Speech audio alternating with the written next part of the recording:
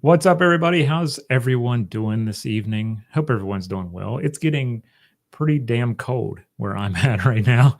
I'm freezing inside my office, and I'm actually wearing long sleeves in my office, which is odd for me. But I'm so glad that we're going to heat things up with a top three event tonight with my buddy Tom Frezza. Tom, how are you? I am doing well. Keep him busy. Good. That keeps all of us out of trouble. Yes. But I wanted to have Tom on to talk about Navy things because he does a lot with Navy things and has studied Navy things for a long time. And he's my Navy guy. I go to him for deeper questions about nautical history. And we were talking a while back and we said, why don't we do something with like submarine movies? Because that's one top three I haven't done yet. And that was a good play on words with the deeper things with this topic. See, now you're learning. Yeah. The dad jokes might come out soon, but I'm at that age. But yeah, there's so many good Navy movies, but then there's so many good submarine movies out there. And we knew that we would probably pick a diverse list for each of us. There's no copying done on these. We gather our lists, we put them together. Tom doesn't know what's on mine. It's kind of nice just to be able to be like, what's everybody going to pull out of a hat here and talk about for their submarine movies. So as we go through, we're going to have, if you look on the slide there, we have 3 rounds. Chat is going to vote for the first 2 rounds and say who won that round, quote unquote, and the winner gets absolutely nothing. This is kind of like what was that show? Whose Line Is It Anyway? Yes. Yeah, and the points don't matter. The winner gets nothing. Bragging rights. Bragging rights. Bragging rights. Yeah. Yes. And I think a lot of you are going to, get something out of this that you didn't think about, because I've seen Tom's list and I am really interested to see what he's gonna say about it. So it did not impact my list because mine was already done, but there's going to be some good stuff on there. So yeah, 3 rounds. Chat gets to vote, and in chat as well, we would love to hear where you're from, and we'd love to hear some of your lists as well, some of your picks, especially during the voting period. We all can chat and talk about that. So please let us know where you're logging in from and speaking with us from. So we're going to start off with our number 3 picks, round 3, if you will. And Tom, since you are my guest, you get to go first. All right. Well, for my list, it was actually I had to sit down and think really long and hard about this, because there are so many good submarine movies that are out there. There are some quite terrible ones too. That might be another list for another time, but pretty terrible submarine movies. Yes. Oh yes, most definitely so. But it was kind of hard to kind of narrow down what the rankings would be. And this one, my list, it really all depends on what time of year it is, of like, different movies that I want to watch. Sometimes the number 3 becomes number 1. So have that in mind when you do take a look at my list. But for number 3, I have to go The Hunt for Red October. It's a fantastic movie. Alec Baldwin, Sean Connery, oh gosh, I'm forgetting his name, plays the first officer. It's he's in Jurassic Park. Adelkin. Yeah, I can't remember. Yeah, but the dialogue in it is fantastic. The storyline in it is fantastic, and it's based off of Tom Clancy's first book. And what I have right here is a first edition of it by Naval Institute Press. A lot of people don't realize that he went to Naval Institute Press. It's their very first fiction book that they released. And this book I got in the 5th grade. It was one of those books that it was at a library, you know, they had extra books, so we went there, and I think I paid Yep. $1 for it, and it has traveled with me all across the country with all of the different moves, and I still pick it up maybe once a year and read it because it's just so fantastic. The movie itself too, I usually watch, like, once a year, or if I'm, like, Mhm. visiting family and, you know, holiday, I throw on the TV, and if it's on, I'll sit there and watch it. It's one of those where, like, you can pick up halfway through and just be like, awesome. You know, it's there's a lot of things in it that really stand out to me.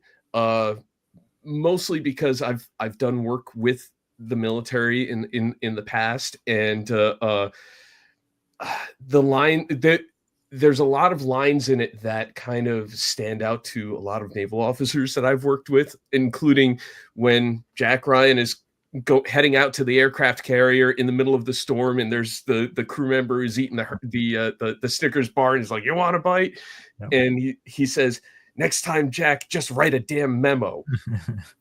I've heard that in so many meetings where, you know, officers will quote that, and you know, they'll sit there and just be like, "Ah, next time, just write a damn memo." You know, it's a great movie, and it's also a great, like, Cold War movie. You know, Mm. yes, it's not that were there backstories of, you know, mutinies that happened on Russian subs? Yes. Could it have influenced Tom Clancy? Possibly. The jury's kind of out on that. But with the structures with on the submarine, on Red October, with, you know, there's that taste of communism all throughout it. Mhm. That and a lot of the tactics too that they utilize with playing that whole cat and mouse game were pretty spot on. And Clancy, for what he did with his book, was also very spot on with with some of the things. So much so that the military, when the book came out, just went, "Where did you hear this?" And he was like, "I made it up." And they were like, "Did you? Did you really?" Uh, but the movie itself was directed by John McTiernan, who also directed. It is towards Christmas time, so he directed Die Hard, Mm. and he also directed Predator. So if you look at his other movies and then get that one in the scope, you know, those are two very good movies as well. He has a pretty good span of work. Mhm. Yeah. So what are your thoughts on Red October?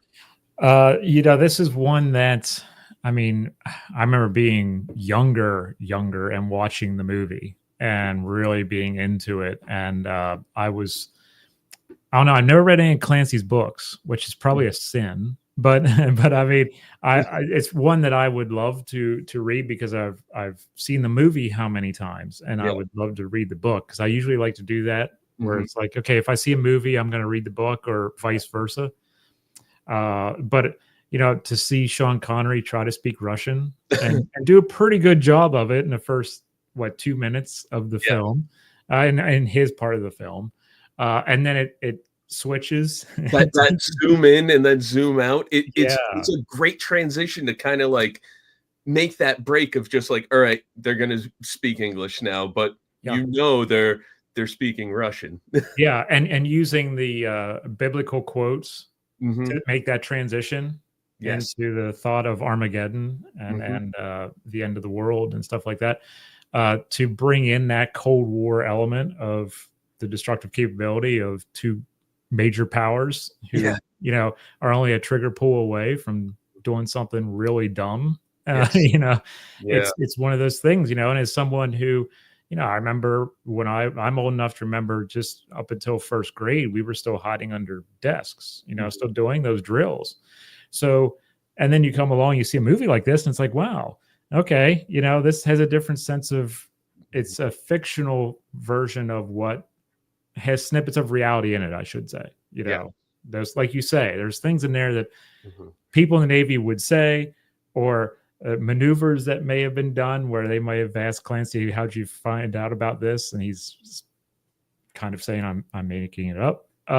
You know, there's those elements in it that make it more realistic, and I think that's huge. And Yeah, and the fact that like the Navy had buy-in when they were shooting the movie. They actually provided a lot of different assets. A lot of the actors who played like on the oh gosh, on the American sub, they actually went and the Dallas, yeah, the Dallas. So they went and shadowed and actually spent time on U.S. Navy subs to kind of get the rundown of how crews on board the subs worked.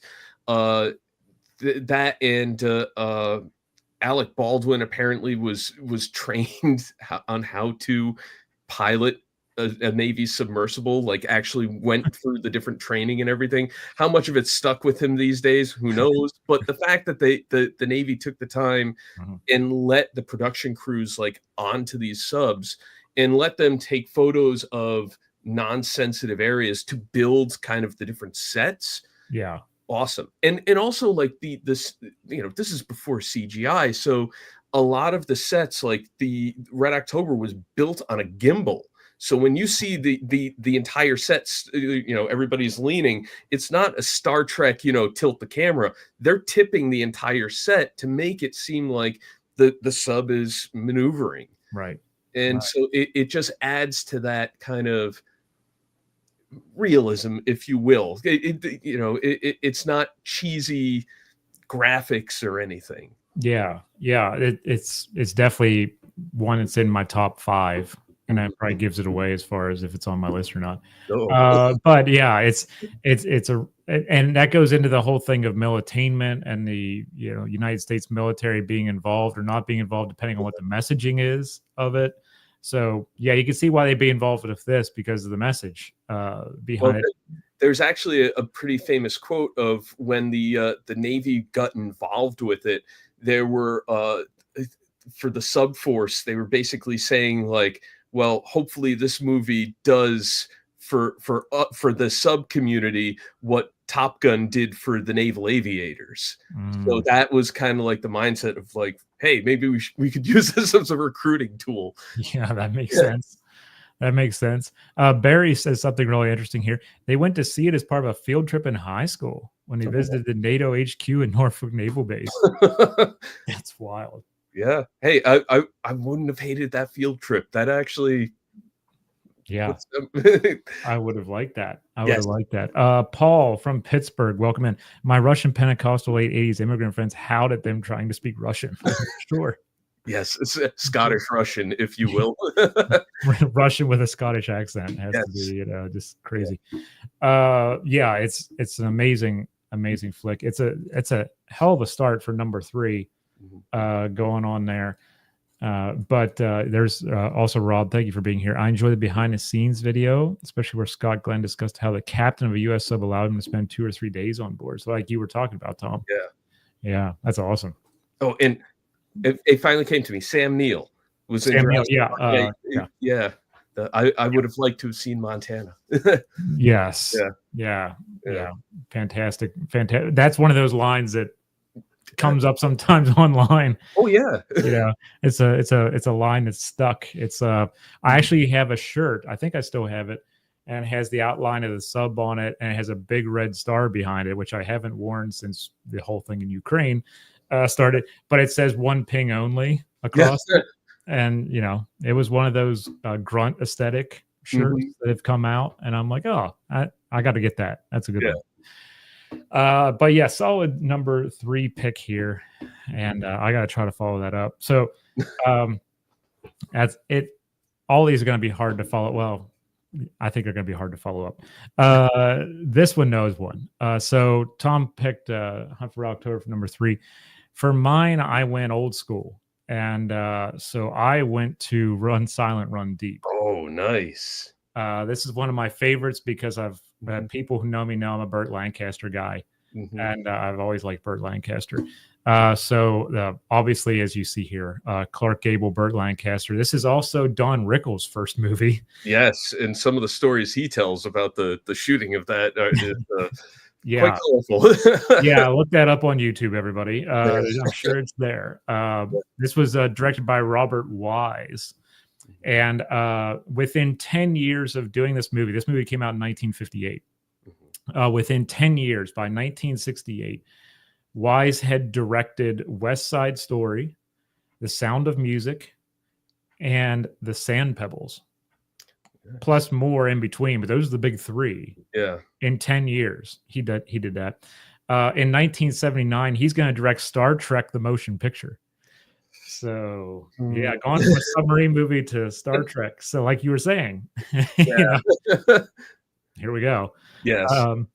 Commander Rich Richardson is played by Gable, and he had lost a submarine in action, and he's seeking vengeance against the Japanese ship that puts his crew in unnecessary danger to go about finding and destroying this Japanese ship. He directs the crew to seek the enemy vessel in the Bungo Straits, which is actually the Bungo Channel, which you can find today between, and obviously back then, all time, between Shikoku and Kyushu, Japan. So that's the channel right there. If you keep traveling up the Bungo Channel, you will reach Hiroshima. So a little bit of geography there, that this isn't a place that's made up. They may have changed it to the Straits instead of the channel, but there is the Bungo Channel. Lieutenant Jim Bledsoe is played by Lancaster, and the crew, including Bledsoe, are in frequent tension with Clark Gable's character because he is going on this desperate mission to try to seek out some vengeance.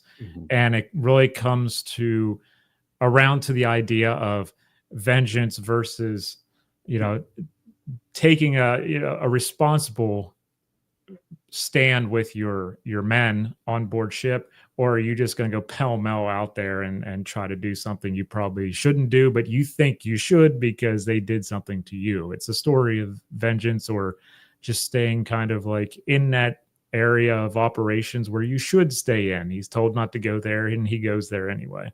Yeah. And sticks Lancaster's Lieutenant Bledsoe with kind of left hanging, with this whole thing. I don't want to give away too much.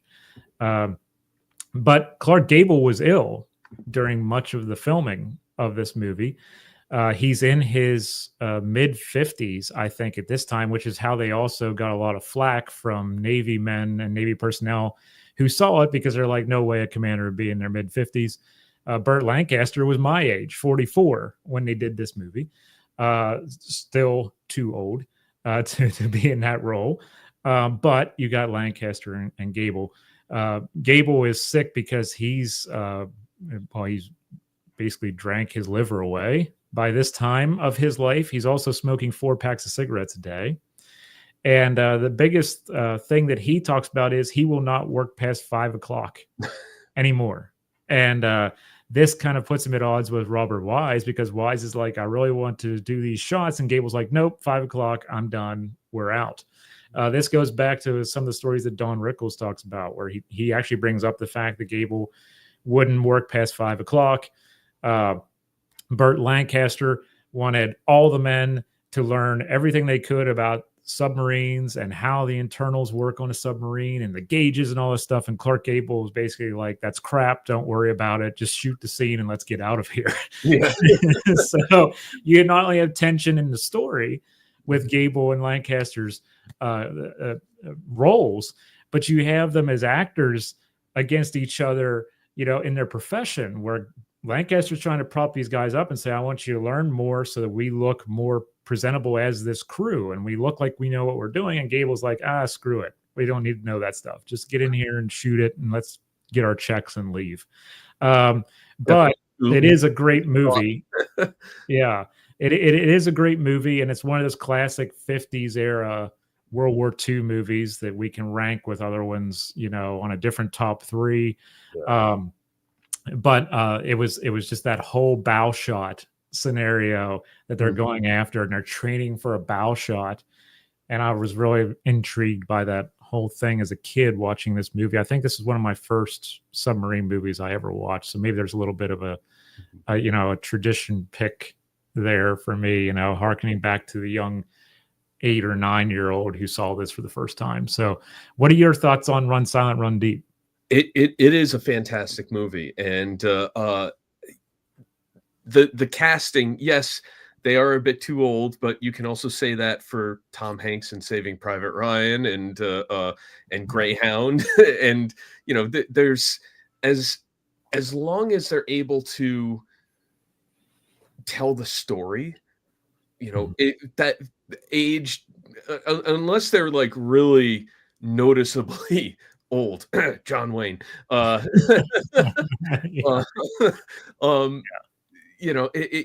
the fact that the tension bleeds over from off camera onto the set and everything, and you can feel it, but it's also, like you said, that classic revenge story where they're always going after that, trying to find that one destroyer that Yeah. they're going after. Yeah. And for me, it's classic of Moby Dick.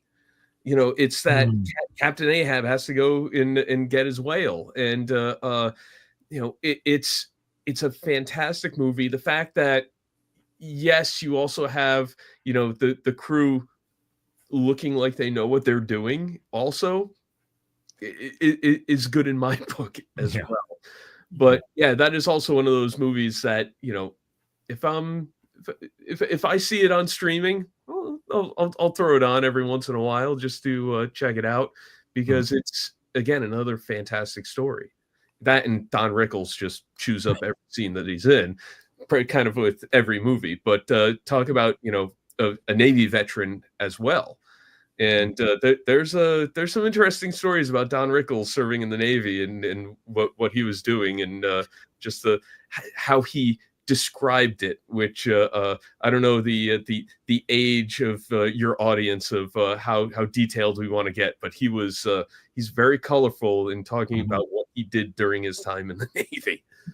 Yeah. I mean, I grew up on Don Rickles and Benny Hill, so they're always wondering why I can like have a quick quip about something, and I'm like, well, that's I learned from those guys, but yeah, this was one of those that was like, I was wondering if October was going to be a number 3 for me, or if it was going to be this one, and I settled on this one, not because October was yours, but because this one just has that 8-year-old me still locked in to seeing Gable and Lancaster on there. And I think this is my first Burt Lancaster movie too. And I was like, wow, I like this guy's acting. This is amazing. And then it was like Field of Dreams after that. And I'm like, oh yeah, locked in. Let's go.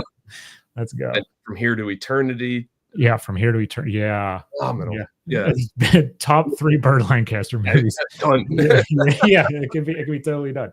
All right, everybody in chat, we have the voting up right now. You can vote in the chat for your pick for the first round. Is it going to be The Hunt for Red October, or is it going to be Run Silent, Run Deep? Let us know in the chat too if you have any submarine movies that we haven't talked about in round 3 that you think would be your number 3 pick, or honorable mentions. That'd be fantastic. Tom, were there any that you could think of that didn't make the list, that where you're like, it's like a 4 or a 3 or anything like that? I'm not trying to put you on the spot, but I know you know a lot of Navy movies. So it's not strictly a submarine movie, but it's a definite cat and mouse game. I would have to say The Enemy Below. Yes, I thought that too. I tried to go with like strictly submarine movies with this, but yeah, Enemy Below is probably that's like the one that it was teetering of like, do I add it in? Do I not? And it's again one of those stories that it may not be, well, I don't know. There are some moments in it that are based in reality of destroyers ramming German U-boats and getting interlocked. That actually did happen in the North Atlantic on one occasion. But again, it's that story of the two commanders just going after each other and trying to do that cat and mouse game. It's entertaining. It's harrowing. You know, it's one that once I start watching it, I have to wait until the credits to move on with my day. Yeah, and it also has that parallel when you watch Greyhound.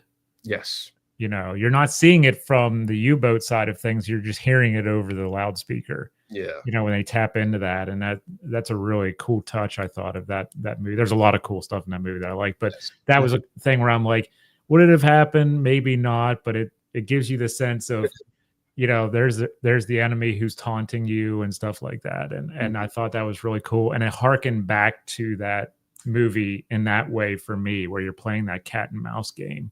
Yes. With a surface ship and a submarine. It was just awesome. So we have 7 people in here watching right now. I'm going to give you another minute to vote because only 4 votes are in right now. Which we like democracy here. We want you to vote. You know, Barry, wasn't there a movie made about the Confederate stuff? Yes, there was a TNT movie when TNT was bigly involved in the Civil War. Yes. Yes, Teddy Boy loved the Civil War. Yeah, and I think Donald Sutherland played he was the Confederate commander at First Manassas. Beauregard. Beauregard, yes. Yes, Donald Sutherland as Beauregard. Yeah. Yeah. And I forget the guy who played the sub commander. But yeah, it was all around. It was was it late 90s or is that or early 2000? It was like, oh man, I gotta look it up. It's I think mid to late 90s. That's what I'm thinking, because that was about the time. It was the Gene. Oh gosh, he's like a French actor. 1999. 99. Yeah. Yeah, it was. I'm looking up real quick. Armand Asante played George Dixon. That's who it was. Yes. That's it. Yes. That's an interesting one. Yeah. Again, it's going back to that time period where there was a lot of lost cause stuff going around. That there was. So yeah, Robert McGuire, Destination Tokyo. Yeah, the appendectomy scene. No. No, thank you on that one. So I'm going to close the voting right now. 4 votes are in. It is 50-50. It is a tie for the first round. But I like it because I was thinking about October 2 for number 3. Yeah. I like it. I'm going to close the poll there. And we're going to go into round number 2. And Tom, go ahead. So this is going to be out of left field for a lot of people. My number 2, and again, numbers change throughout the year, but Down Periscope, a quintessential 90s comedy of just ridiculousness. Basically, Kelsey Grammer plays this Navy commander named Tom Dodge, and who's not the top of his class. Basically, he's basically passed over for command after command because of some different indiscretions throughout his early career, and if he gets passed over again, he's going to be basically put into a desk job and he's out of the Navy, and he wants a command. So they give him the command of this Baleo class submarine, USS Stingray, which for those of you who have seen the movie and know museum ships, it's USS I always mess up the name. Pampanito, sorry, SS 383, which is a museum ship out in San Francisco today. But they use that as a stand-in, and the film footage that you see of the sub like underway on the surface is a lot of it is like historic footage of that sub the last time they ran it with its engines, and then they actually took the sub out under tow. and we're bringing it back and forth just for the movie shoots. But he's placed in command of the Stingray to try to infiltrate, because other countries have diesel boats. They want to try to infiltrate like Norfolk and another area to see if this diesel boat could get in. But it's basically a test of like, you know, he's going to fail and then he's going to get out of the Navy. That's what one of the higher up admirals wants him to do. And the crew that he has is this hodgepodge of rejects and weirdos from the Navy, and total characters among them. And you get to basically see them repair this sub, get it going, and get into some ridiculous hijinks. But it is, again, quintessential 90s. It was directed by David Ward, who also directed, if this says anything, Major League. Yes. Again, if you want to do baseball movies, we could talk about that. That's probably in the running as well. That's one of the holy relics. Oh, 100%. Yeah. Now, the one of the admirals in it is Rip Torn. Yeah. The other one is Bruce Dern. Wow. Yeah. You also have like Rob Schneider in it, and again these who's of like comedy staples for the 90s. And the reason why I include it is because, again, I do a lot of stuff with the Navy, and I've talked to a lot of submariners and a lot of, you know, officers who work on subs, and when I've talked to them about their favorite movies, this is in the mix a lot of the times, and they just go down Periscope because of how ridiculous it is, and also because, especially for the officers, they've all been in those little situations where they've dealt with some pretty interesting folks within the Navy, and had those what they like to call command challenges. And you know, it's just a, you know, I watched it this weekend just in preparation for this, and I have to say, does it stand up? Not all of the jokes, but it's not terrible. It's pretty funny. Now, did it pan well during the 90s with you know, with the general public? Not really. I believe that the score that it got was pretty low, but it has kind of become a cult classic within the submarine community. So that's why I had to throw down Periscope in there. Yeah, that one threw me off when you sent me the list. I'm like, oh, I didn't expect that from Tom, but okay, that's good. I've never seen it, never watched it. Oh, do yourself a favor. Yeah, so I guess I'm gonna have to find it and watch this thing, all because of your list, Tom. Yes, all because of your list. Okay, so we have down Periscope picked for number 2, and now it's time for my number 2 pick. This one is going to probably make an appearance if I ever do like top 3 movie soundtracks, because I've been wanting to do that for a while, and this would be on there. Because this one is one of my favorite soundtracks, but it's also one of my favorite submarine movies, and that has to be Crimson Tide. Ooh. I love Crimson Tide, and this was a fight between 1 and 2 for me, because it's just something that people know of it, but yet not enough people know of it. But it does replay a lot on TV sometimes. Two of the big men in Hollywood involved in it as the actors. 1995, we got Denzel Washington and Gene Hackman. The storyline is basically taking place on the USS Alabama.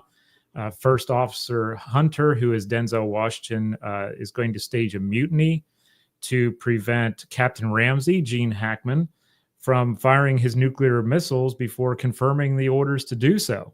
There was kind of a mix-up in the orders being given as far as coming across the wires, if you will, and they don't know what the actual true order is, but the captain is thinking that it's going to be one way and kind of assuming a few things. And First Officer Hunter is saying we really can't assume what's happening right now, and we can't be firing these ICBMs.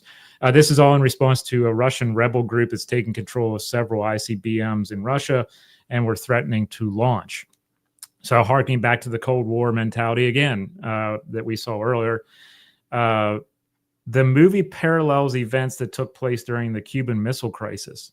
On board the Soviet submarine B-59, there was a similar incident where the U.S. Navy ships who were doing the blockading of Cuba had been going after a submarine that they were trying to intercept and maybe bring them to the surface or something, and they kept going after this B-59.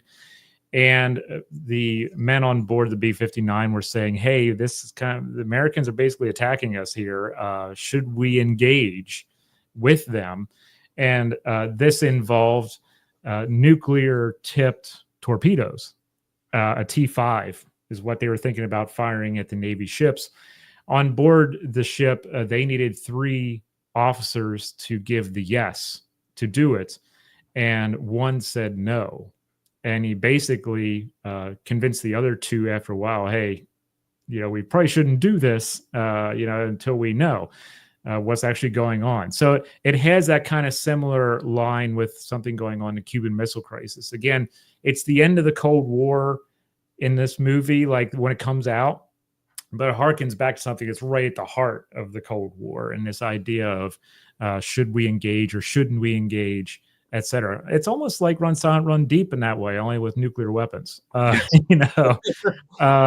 This is directed by Tony Scott, who also directed Days of Thunder, Enemy of the State, and what was the other one he did? Taking a Pelham 1, 2, 3 in 2009. So fantastic director there. Jerry Bruckheimer is producer of it. We know Jerry Bruckheimer from Black Hawk Down, National Treasure, Pirates of the Caribbean, Dead Man's Chest, and all that good stuff. Other notable cast members I wanted to give them a shout out was Viggo Mortensen is in it. James Gandolfini, R.I.P., and Matt Craven is in this as well. I think I can't remember off the top of my head who else was in it, but this was a 90s notable cast of characters. Like your movie was a 90s notable cast of comedians. Yes. And this is a cast of more of the serious actors of that genre or that era.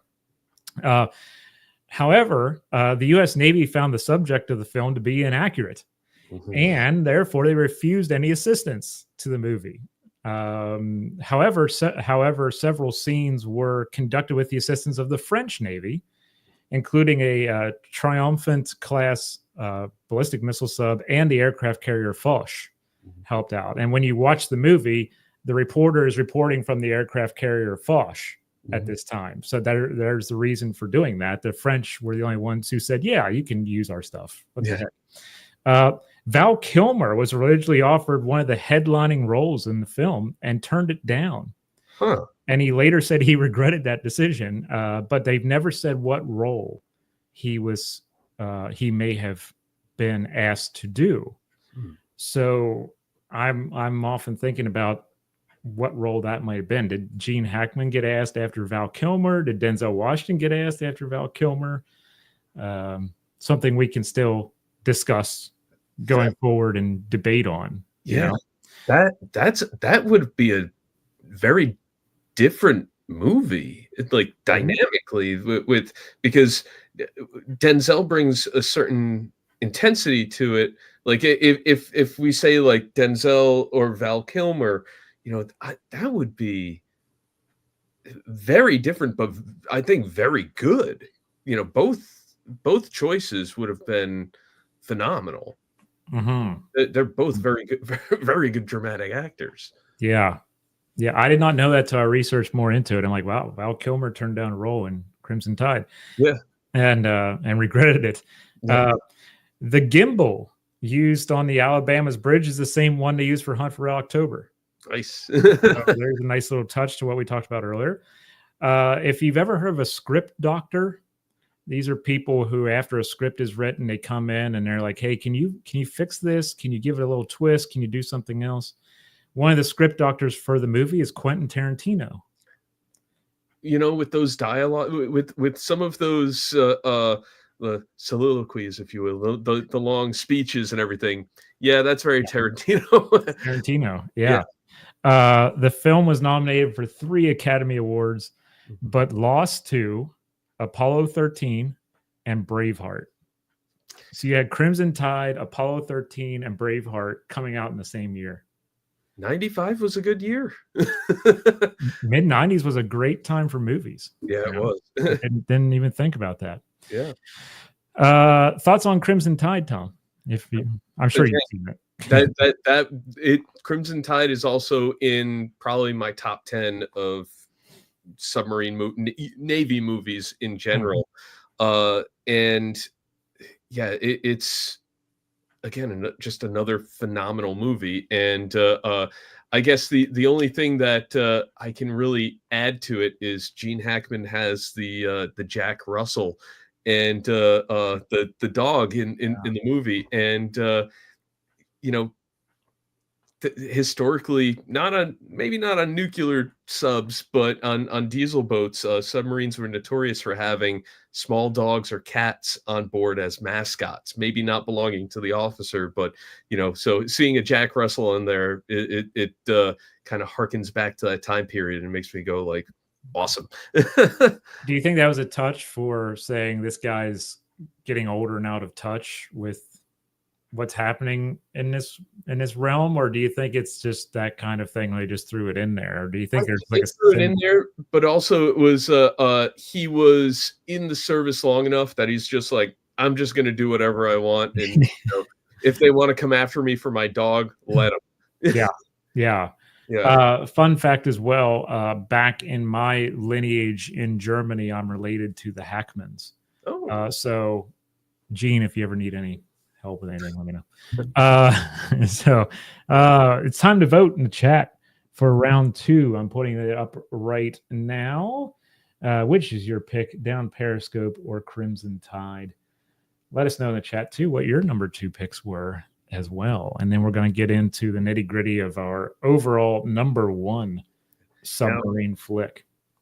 Speaking of Crimson Tide, have you seen the Simpsons episode where Homer joins the Navy, and it's basically like Crimson Tide? No, I've never seen this. Oh, you need to. And basically, the skipper gets incapacitated, and Homer has to like take over.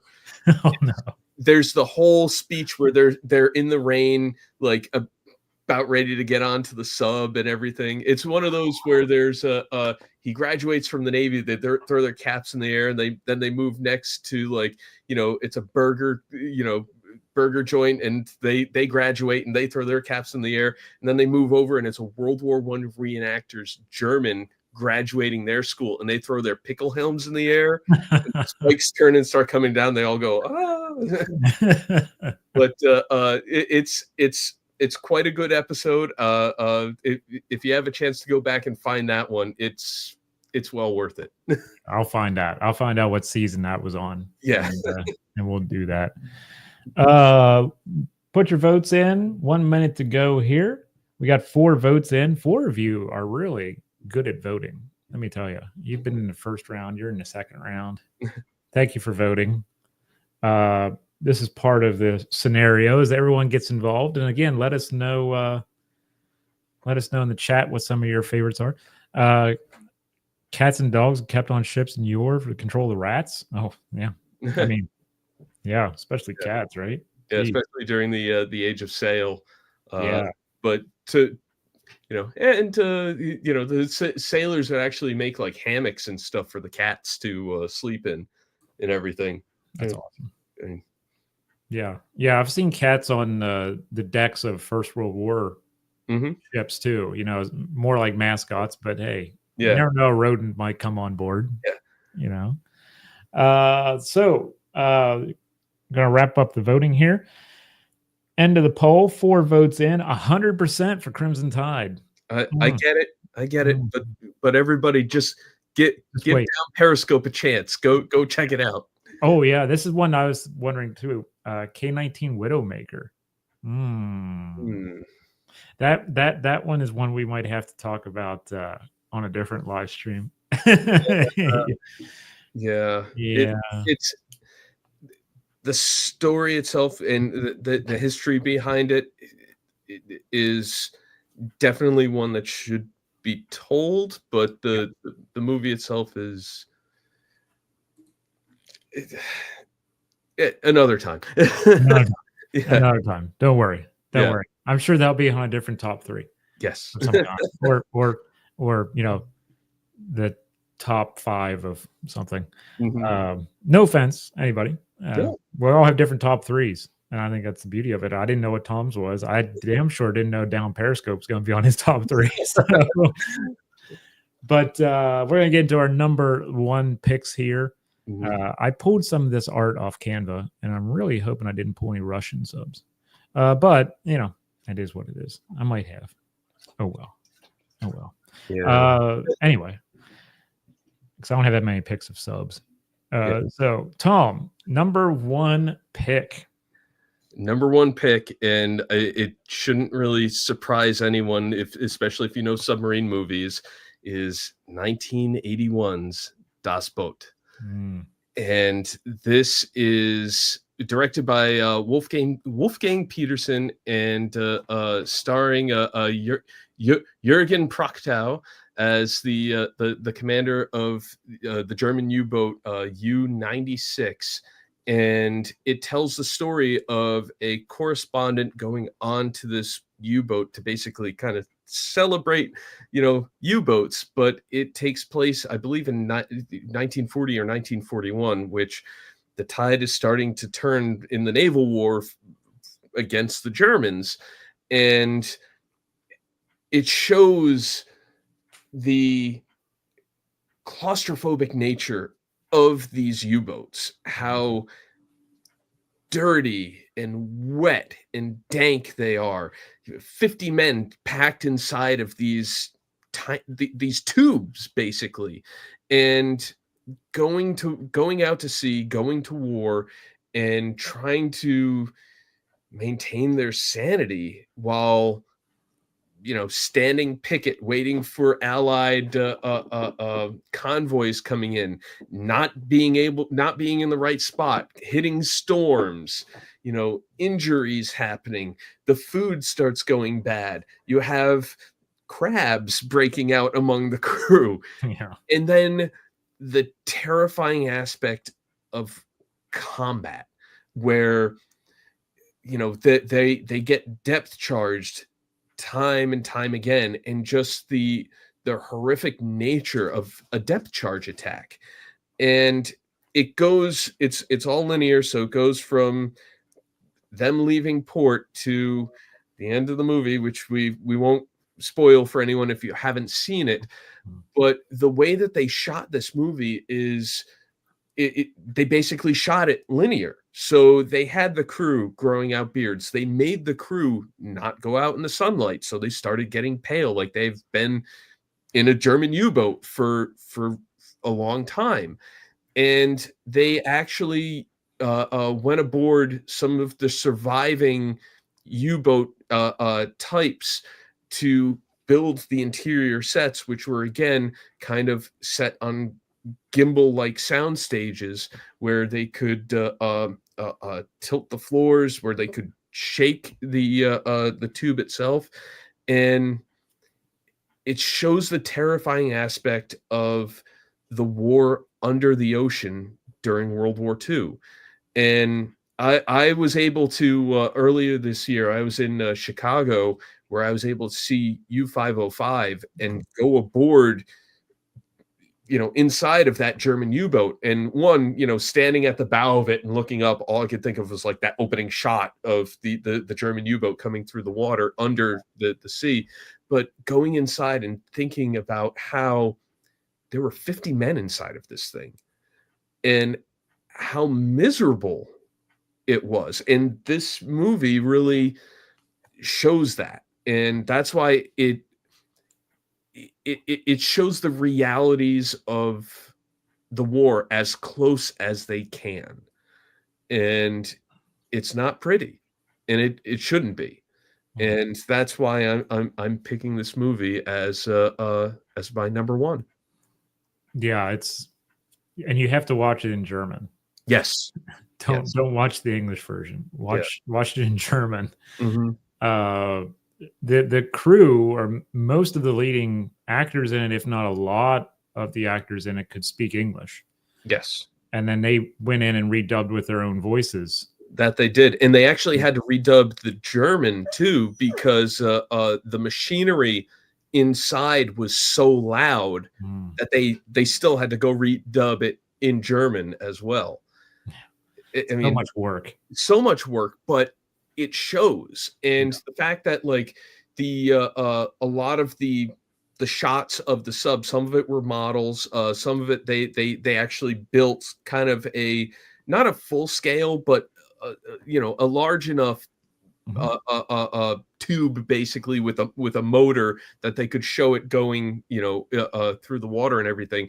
But that sub they actually repurposed for Indiana Jones and the Lost Ark. Raiders of the Lost Ark. Raiders of the Lost Ark. So the U-boat in that is from Das Boot. Yeah. That's awesome. Yeah. And you know, it's one of those movies that you got to watch the full length director's cut in German, and it's almost 4 hours. Almost 4 hours. Yeah. But you know, it shows you how miserable it is. Yeah. Obviously, it's mine too. It's got to be. Mm-hmm. The thing I liked about it too was the way that they did not sugarcoat the fact that quite a few of the people in the Kriegsmarine just hated Hitler. Yeah. You know, they're like, you know, we don't want to talk about that guy. And many times the people who weren't as rabid of Nazis or anything like got sent to the Kriegsmarine in many cases, especially U-boats. They're like, you know, maybe we won't see you anymore. That's a good thing. And they would send them out there. So they're bringing that to life while that political officer is involved there, as you see, who looks like he should be leading an SS group. And they're picking on him about that. And they're telling him, you know, how they really feel about certain things. And here's this war for you and all this other stuff. And it keeps going on. So you see the anti-war sentiment because they're just sick of it by now. And they're in there, you know, together, like you say, 50 men put in there, and you have every smell imaginable. The food's going bad, you know, the machinery and all the oil and all this stuff. It's just crazy. And it was really interesting to me to watch basically the crew have almost psychological breakdowns where their anxiety, you know, is at a fever pitch for so long that almost like their bodies start to shut down. You know, you can see them dragging themselves through the ship and stuff. And you have to think about what the real actors are going through at the same time, because they're being put into, you know, barracks or a warehouse with no light or very little light so that they look pale. And so that lack of vitamin D is probably coming into play after a few weeks of filming. And I love the fact, like you say, they filmed it in a linear fashion so that the beards were right. You know, and so you had the growth that was correct for that scene and moving on through.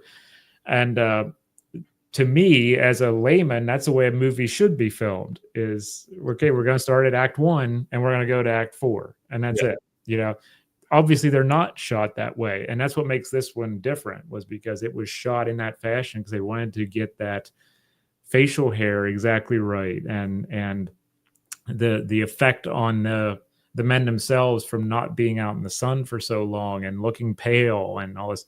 You could see as the conflict goes on and on until they finally get to their final port. You know, it's really taking a toll on them. And, you know, I'm wondering how many of them just got done filming and they just like crashed for a couple months, because yeah, that's about as close to it as you would want to get. Rob says the scene with the engineer is extremely well played when the character hit his emotional wall. 100% agree. Yeah, that can be tough to watch sometimes, you know, and I'm sure that some people that we know, Tom, you know, who have similar experiences as far as how they have seen conflict, or they see it in their dreams, or whatever the case may be, they relive it. I'm sure for them that's a hard thing to watch, you know, and we have to take that into consideration too. When we're saying, hey, go watch this movie. Yeah. You know, there are some parts where you may want to just look away, you know, because it could be a triggering thing for some people, and we have to take that into consideration. Well, one scene that kind of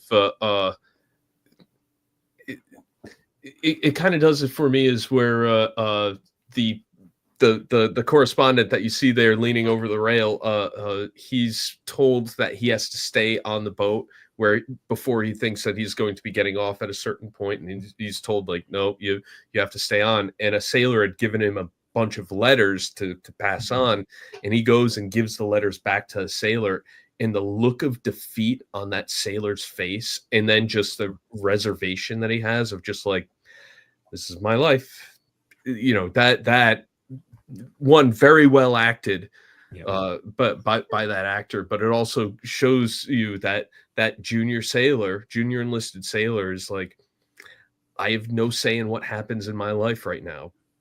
This is what happens. Yeah, that's a tremendous scene. I didn't think about that one because there's so many, but that one is really heart wrenching. You know, where he's trying to give letters to his girlfriend. Yeah, and he's like, "I'm sorry, I can't do it. I'm not allowed off the ship." So, yeah, it's wild. Here's our picks for the list. I'm sure some other people have some to add in. And I know we would be able to do our top 5, you know, because some of these might fluctuate. I don't know if Dust Boot would fluctuate for me, but that'd be tough. That'd be tough. But there's a lot of good stuff on this list. And here's how many do we have? 3. There's 5 for you to watch. Wait a minute. Our armchair down Periscope is here. It was Tom's number 2 pick. Yep. Come on now, armchair. Pay attention. That's Don't worry, I got you. Yeah, come on. A cinematic masterpiece. Yes. Kelsey Grammer playing golf off the back of a nuclear sub.